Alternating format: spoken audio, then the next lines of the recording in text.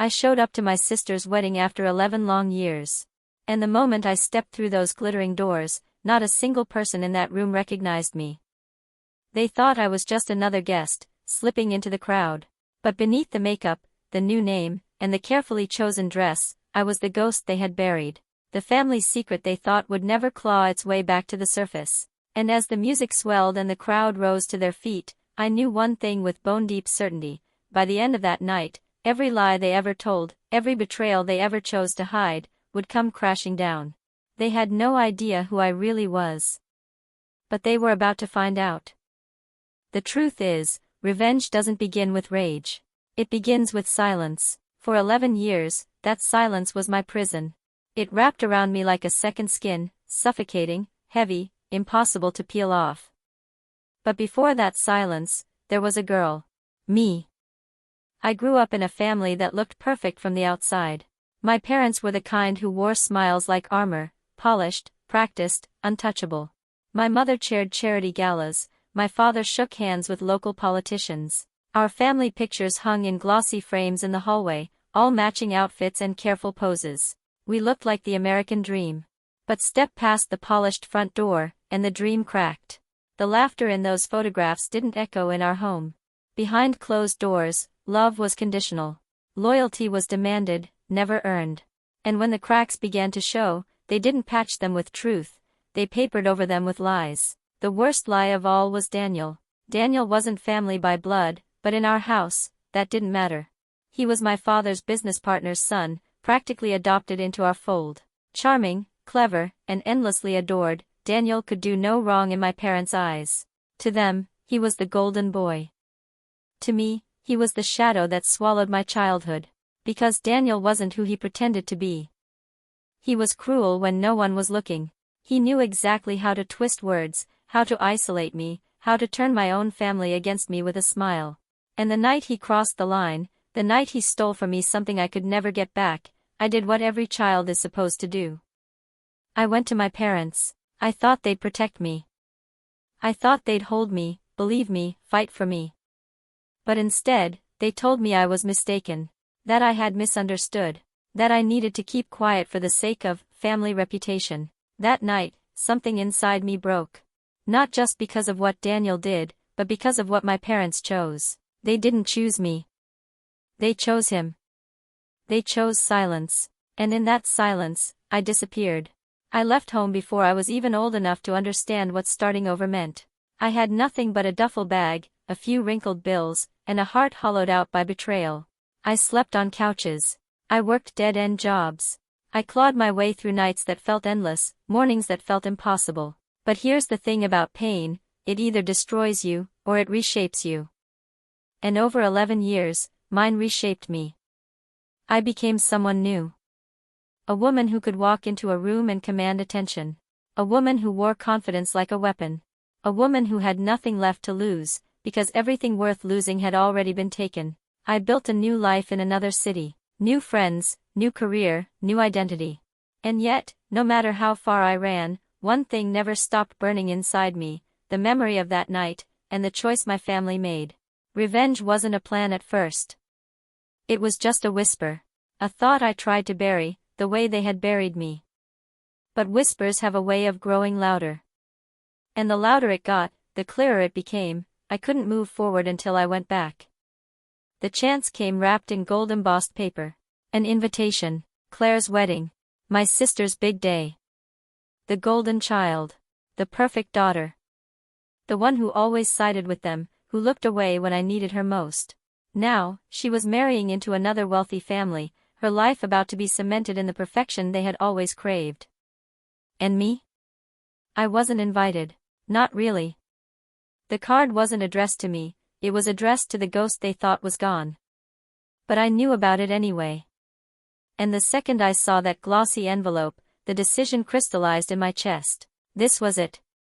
This was where I would finally tear down the lies they had built, brick by brick, until the whole house collapsed. Not with screaming. Not with begging. But with proof. With undeniable, unforgiving truth. For 11 years, they had rewritten the story. That night, I would take the pen back. But you don't just walk into a war without armor. I spent months preparing. I gathered every scrap of evidence I had hoarded over the years, the messages Daniel sent when he thought I was too broken to fight back, the old emails from my mother telling me to forget and move on, the photos, the receipts, the police report I had filed that went nowhere. Each piece was a weapon. And I polished them until they gleamed. Then came the transformation. I knew that if I walked into that ballroom looking like the girl they had discarded, I'd vanish again. They'd dismiss me, talk over me, bury me all over. So I became someone unrecognizable. My hair, once the same chestnut brown as Claire's, was now jet black, sleek and sharp. My frame, once frail, now carried strength. My voice, once trembling, now cut like glass. By the time the wedding rolled around, even I barely recognized myself, and that was the point. Because ghosts don't get revenge. But I wasn't a ghost anymore. The wedding day arrived wrapped in sunshine, the kind of perfect September afternoon photographers dream about. The venue was a sprawling estate, all white stone and rose gardens, the kind of place where money whispered from every polished corner. Guests in designer clothes spilled across the lawn, laughter tinkling like champagne glasses. To anyone else, it was a fairy tale. To me, it was a stage. And I had rehearsed my lines for 11 years. I slipped through the doors of the reception hall as the music swelled, my heels clicking softly against marble floors. No one turned. No one gasped. To them, I was just another guest. But I knew better. Every step I took brought me closer to the moment I had been waiting for. The moment when silence would shatter. When every secret they thought was buried would rise to the surface. They didn't know who I was. Not yet. But by the end of the night, they would. And they would wish they had never forgotten me. The reception hall glowed with golden chandeliers, laughter rising like champagne bubbles. Tables lined with ivory cloth and crystal glasses shimmered beneath the lights. Guests mingled, clinking glasses, trading stories, all oblivious to the storm about to unravel in their midst. I stood near the back, a stranger in plain sight, watching the people who had once called themselves my family. My mother, draped in pearls, floated from table to table like a queen surveying her court. My father shook hands with men in tailored suits, his booming laugh echoing above the music. And at the center of it all was Claire, my sister, the bride. She looked radiant, a vision in white lace and diamonds. Her smile glowed for cameras, her arm hooked tightly around her new husband's. To the crowd, she was the perfect daughter, living the perfect life. To me, she was the sister who looked me in the eye 11 years ago, heard my truth, and chose silence. And now, she stood before hundreds of witnesses, the embodiment of everything I had lost. The speeches began. One by one, people stood at the microphone, telling stories about Claire and her husband. Childhood memories, college escapades, inside jokes. The room filled with warmth, with pride, with celebration. I listened, but my focus wasn't on their words. It was on the rhythm of the night. The timing. The perfect moment when laughter would give way to silence. Because silence, I had learned, is where truth cuts the deepest. When my father finally took the microphone, the room hushed instantly. He thrived in moments like this, an audience wrapped around his words, hanging on every syllable. He spoke about family, about loyalty, about love. He called Claire, the glue that held us together, his pride and joy. He painted a picture of a family united, resilient, flawless. And in that moment, something inside me twisted, because I remembered standing in this same man's office, 11 years ago, begging him to believe me. Begging him to protect me. And instead of love, instead of protection, I got a cold glare and the words that still rang in my ears. Don't you dare ruin this family. That was the family he was praising now. That was the loyalty he was celebrating. A loyalty built on my silence. I felt my pulse quicken. My plan wasn't just about Daniel. It wasn't just about my sister. It was about them all. Every single one who had chosen to bury me beneath their lies. But patience, timing. Revenge wasn't about rushing. It was about precision. So I waited. I waited through the first dance, the swirl of white lace across polished floors. I waited as guests laughed, as waiters served champagne, as the band struck up another tune. And then, I saw him. Daniel. He hadn't changed much. Maybe a little grayer around the temples, maybe a little heavier in the shoulders, but his smirk was the same. That same smug curl of the lip that had haunted my nightmares. He was leaning at the bar, laughing with a group of men, his hand resting too casually on the small of a waitress's back. She forced a smile, edging away, but he didn't notice, or didn't care. My stomach knotted, but I stood taller. He didn't see me. He didn't recognize me. Good. Because recognition would come later. And when it did, it would destroy him. I slipped outside into the cool night air, my bag clutched tight against my side. Inside it, my weapons waited, USB drives, printed photos, copies of texts and emails. Every scrap of proof I had collected over 11 years. It wasn't enough to tell the truth. People forget words. People twist them. No, people needed to see it. They needed to watch it unravel with their own eyes. That's why I had hacked into the venue's AV system earlier that day. That's why I had timed everything down to the minute. At the height of the night, just as the bride and groom cut the cake, just as the cameras flashed, I would take control of the screens lining the hall. And then, piece by piece, the truth would bleed into the fairy tale. Daniel's texts, my parents' emails, the police report they buried. And finally, the face of the girl they had abandoned. Me. But plans are fragile things. As I adjusted the straps of my bag and prepared to slip back inside, a voice cut through the night. "Excuse me, do I know you?" I froze. Claire's husband. Tall, sharp suit, polite smile. His eyes flickered with curiosity, maybe suspicion. My heart pounded, but I forced a smile. Just a friend of the family. He studied me for a long moment, then shrugged. "Well, enjoy the night. It means a lot to Claire to have everyone here." Everyone. The word burned in my chest, but I nodded and let him walk away. He didn't recognize me. Not yet. But soon, he'd know the truth about the woman he had married. Back inside, the night spun faster. Laughter, music, clinking glasses. I slipped through the crowd unnoticed, my eyes fixed on the glowing screens that circled the hall. And then, the announcement. "It's time for the cake." Guests gathered, phones raised, flashes ready. Claire and her husband leaned into each other, the picture of perfection. My mother dabbed her eyes with a silk handkerchief. My father's chest puffed with pride. Daniel stood close, his smirk widening as if the night belonged to him. And me? I reached into my bag and pulled out the small black remote. My finger hovered over the button. This was it. 11 years of silence, 11 years of lies, 11 years of planning. And with a single press, everything would change. But just as my thumb pressed down, a voice behind me hissed my name. The name I hadn't heard in over a decade. I spun, heart slamming against my ribs. And there she was. Claire. Her eyes locked on mine, wide, searching, disbelieving. For the first time in 11 years, my sister recognized me. For a moment, the world tilted. The crowd around me blurred into faceless silhouettes, laughter fading into static. All I could see were her eyes, my sister's eyes, locked on mine across the room. Recognition hit her like a blow. Her hand faltered on the knife meant to cut the wedding cake, her smile crumbling at the edges. She whispered something to her husband, who frowned and glanced toward me.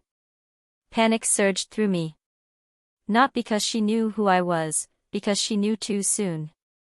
This wasn't how I planned it. I was supposed to control the reveal. I was supposed to hold the power. But now, Claire had seen the ghost in her wedding hall, and her lips were already parting as if to shout my name. I couldn't let her.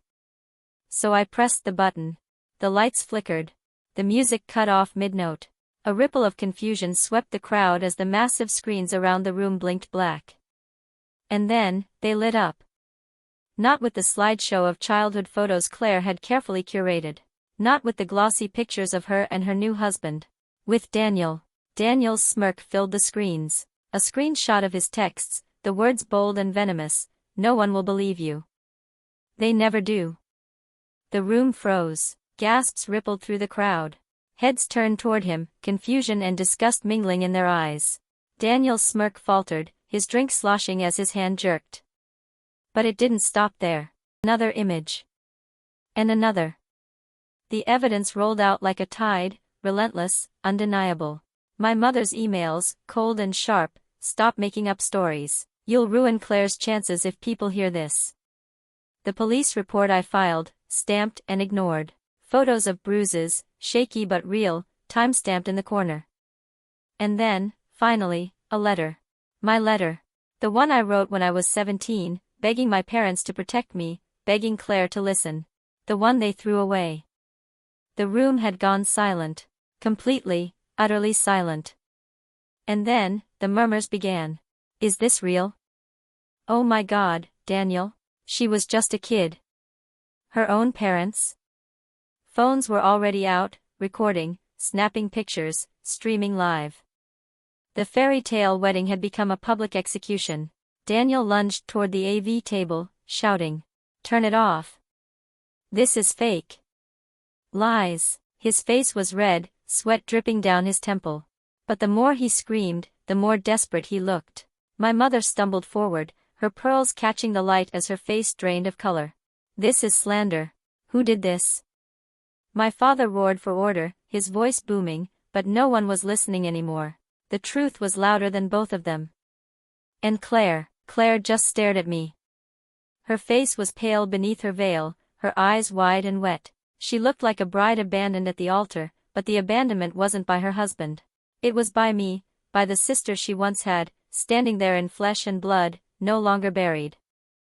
I stepped forward. My heels clicked against the marble floor, every sound echoing in the stunned silence. Heads turned. Whispers followed. And then, I spoke. I tried to tell you. 11 years ago, I tried. You chose him. You chose silence. You chose to bury me. But I am not buried anymore. My voice carried, steady, clear, slicing through the thick air. Gasps, murmurs, phones lifted higher. Claire's lips trembled. It came out as a whisper. You came back. Daniel shoved through the crowd, his fingers stabbing the air toward me. This is a setup. She's crazy, she always was. Don't listen to her. But the screens betrayed him again, flipping to a video clip. His voice, recorded years ago, sneering, she's nothing. Just a stupid girl no one will believe.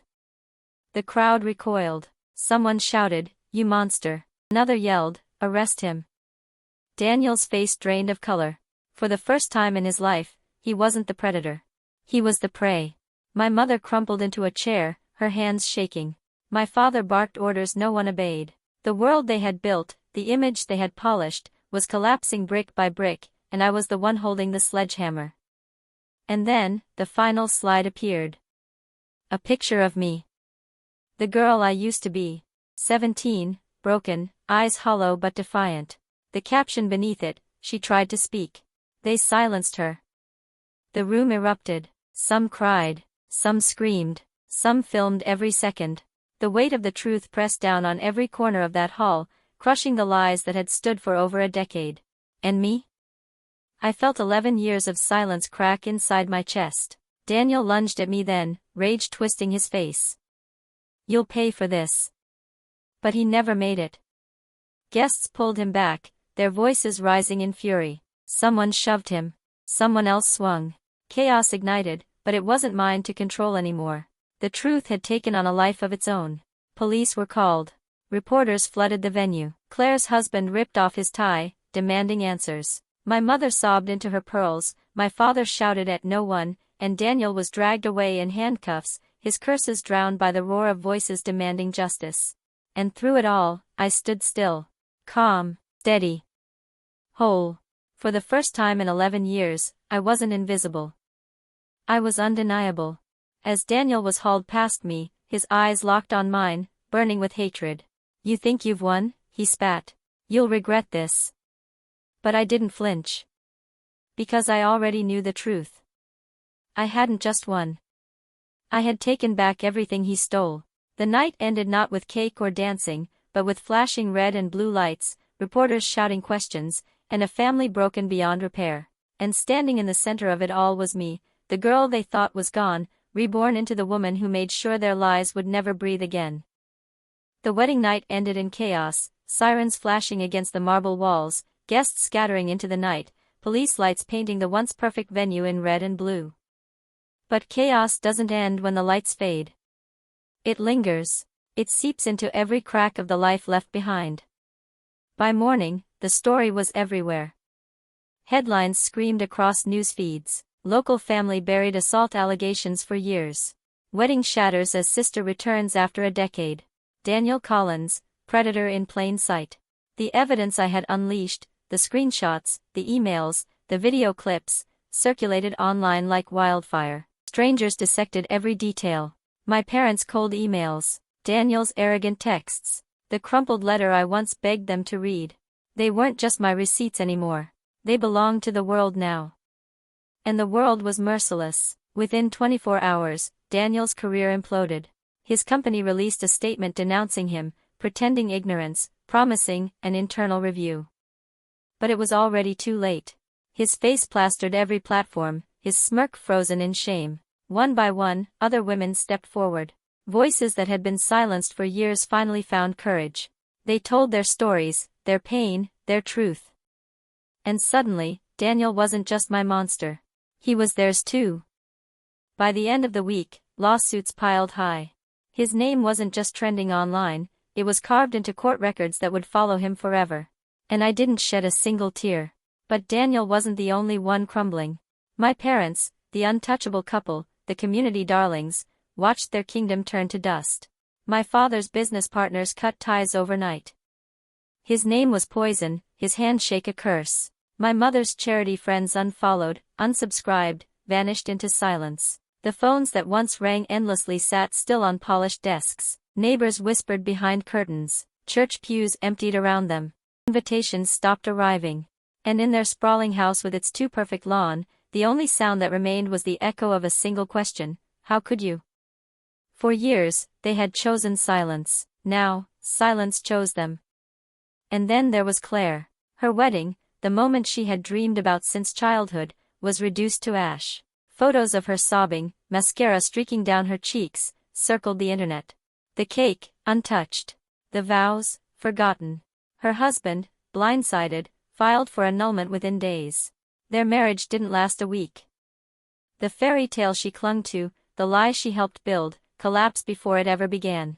And though a part of me pitied her, a deeper part whispered, "You chose this. You chose to protect him. You chose to protect them.